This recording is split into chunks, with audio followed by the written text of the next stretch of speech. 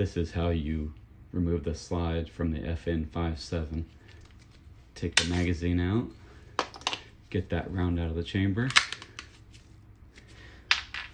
put the slide forward. There's a takedown lever that's right here, so what you have to do is kind of shove your fingernail in there and you pull that back just a little bit. But before you can do that, you got to take the tension off of it by pulling the slide back just a little bit. Then you see you can get it back, pull it back the rest of the way, and pull the slide forward. When you're doing that, you got to make sure that you're pulling the slide back as you're pulling the lever. Otherwise, there's so much spring tension on the lever that you're not going to be able to physically overcome it. It's also what you got to keep in mind when you put the slide back on is if this lever is all the way forward, you're not going to be able to get the slide on because it's not allowing the little locking block to go down into the frame for the piece of the barrel that walks in there to go in there and push it down. So this is how you put it back on. You are going to have to line up the rails in the rear, not as much like you would if you're doing a Glock, but you can notice there's a cutout in the back of that slide. So what you do is you take the gun, get it where you're going to line up the locking block with the piece of the barrel that goes in there, push down on it, and you're going to make sure that you're lined up in the rear, and you just pull it back. So pull it back, pull the slide back, pull the takedown lever back. You can get it off. Make sure the takedown lever is a little bit to the rear. Line up the barrel with the locking block. Get the back of the slide lined up. Push it down.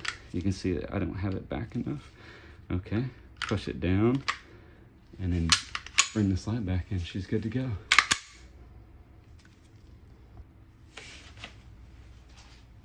I just want to make sure that this is very clear and you can see what I'm doing, because wearing gloves and everything, it might make it a little bit hard in the angle that I'm filming from. So the takedown lever is right there, and no matter what you do, if you don't have the slide back a little bit, it doesn't go back far enough for the gun to come apart. Like, you're not going to be able to physically pull that back. Like, no matter what you do, it just does not go. So you pull the slide back a little bit and you will see that it goes back with no problem. And then you just continually holding it back and pull the slide back and the slide will come off. And what's going on in there is,